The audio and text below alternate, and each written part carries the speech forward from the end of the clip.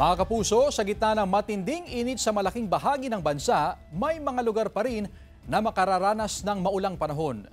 Samantala, huling namataan ng low pressure area base sa datos sa Pag-asa kaninang umaga sa layong 60 kilometers hilaga ng Hinatuan, Surigao del Sur.